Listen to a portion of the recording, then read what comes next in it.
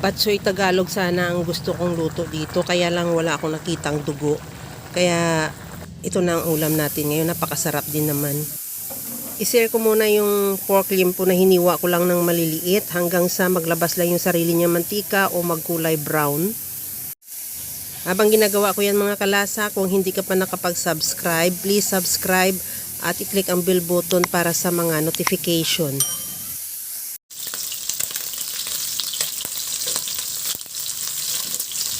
Pagka ganito na yung ating pork limpo, okay na yan. Itabi ko lang yan sa kawali, hindi ko na siya tanggalin.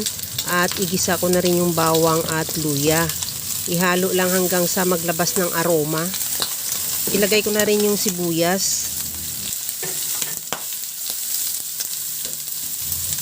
Isabay ko na rin paghalo yung ating pork limpo para masama na rin siya sa paggisa.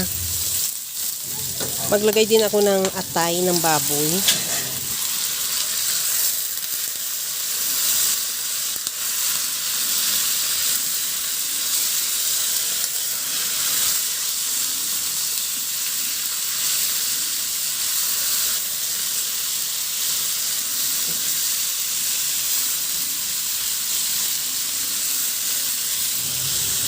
Timplahan ko na ng asin at paminta.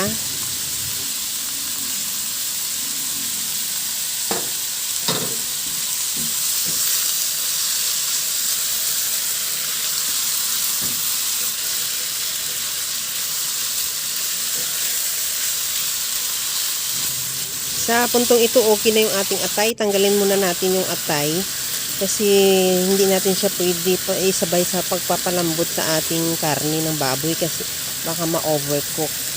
Pagka na-overcook kasi yung atay, kumukunat. Kaya tanggalin muna natin yan at i-set aside. Maglagay na ako ng tubig. Nakadepende naman yung dami ng tubig sa dami ng karne mo at kung sa dami ng sabaw na gusto mo. At takpan ko din yan hanggang sa kumulo at isimmer. Pahinaan yung apoy hanggang sa maglambot lang din yung karne. Okay na tong ating karne. Tikman ko muna kung okay na yung timpla niya. Maglagay ako ng patis. At ibalik ko na yung atay na tinanggal natin kanina.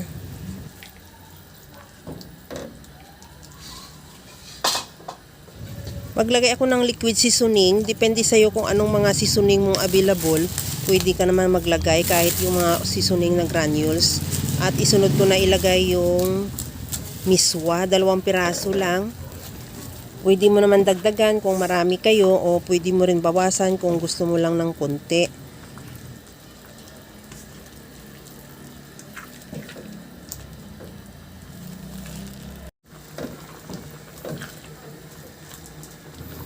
Okay na tong miswa, luto na.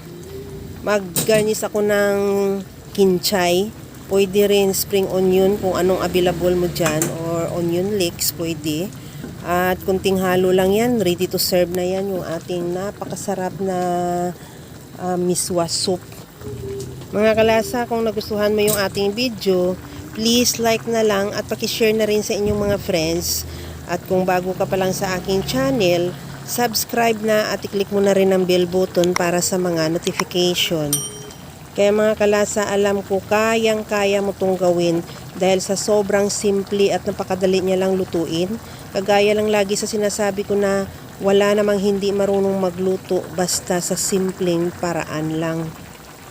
Okay na to, hanguin ko na lang yan at ready to serve na. Hanggang sa muli mga kalasa, thank you for watching. Bye-bye!